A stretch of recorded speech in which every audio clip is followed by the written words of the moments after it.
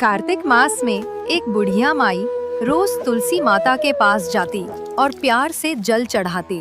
जब भी वो तुलसी जी को सींचती तो बड़ी श्रद्धा से कहती, हे तुलसी माता, सत की दाता, मैं तेरा बिरवा सींचती हूँ, मुझे बहू दे, पीले रंग की धोती दे, मीठा ग्रास दे, बैकुंठ में वास दे, अच्छी मौत दे, चंदन का काठ दे, अच्छा राज दे, खाने को दाल भात दे और 11 के दिन कृष्ण का कांधा दे।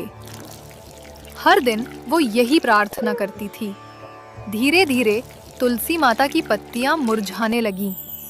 एक दिन भगवान विष्णु प्रकट हुए और बोले, हे तुलसी, तुम सूखती क्यों जा रही हो? क्या हुआ तुम्हें? तुलसी माता बोली, हर दिन एक बुढ़िया आती है और अपने मन की कई मांगे करती है। मैं उसकी सब बातें पूरी कर सकती हूँ, लेकिन वो कहती है, कृष्ण का कांधा दे। प्रभु, अब ये मैं कैसे दूं? भगवान मुस्कुराए और बोले, हे तुलसी, चिंता मत करो। जब वह बुढ़िया मरेगी तो मैं स्वयं आकर उसे कांधा दूंगा। तुम उसे ये बात कह देना। कुछ समय बाद वह बुढ़िया माई सचमुच चल बसी। पूरा गांव उसके अंतिम संस्कार के लिए इकट्ठा हुआ। लेकिन जब लोगों ने उसकी अर्थी उठाने की कोशिश की तो वह हिली तक नहीं। वह इतनी भारी हो गई कि किसी से उठाई नहीं जा रही थी। गांव के लोग हैरान थे।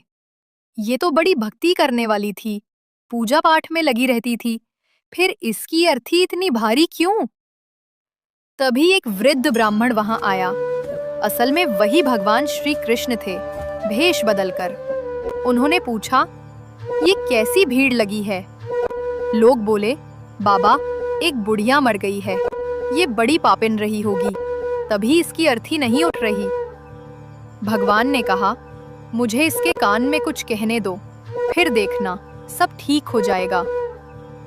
भगवान बुढ़िया के कान के पास गए और बोले, माई, अब तू अपने मन की कर ले। पीतांबर की धोती ले, मीठा ग्रास ले, बैकुंठ में वास ले, चटक की चाल ले, चंदन का काठ ले, झालर की झंकार ले, दाल भात का सुख ले और अब कृष्ण का कांधा ले। जैसे ही भगवान ने ये कहा, बुढ़िया की अर्थी हल्की हो गई। सब लोग आश्चर्य में रह गए और भगवान स्वयं उसके शरीर को कांधा देकर श्मशान तक ले गए। उस क्षण बुढ़िया को मोक्ष मिल गया और वह तुलसी माता के आशीर्वाद से बैकुंठ धाम को चली गई। धन्यवाद। जय श्री हरि।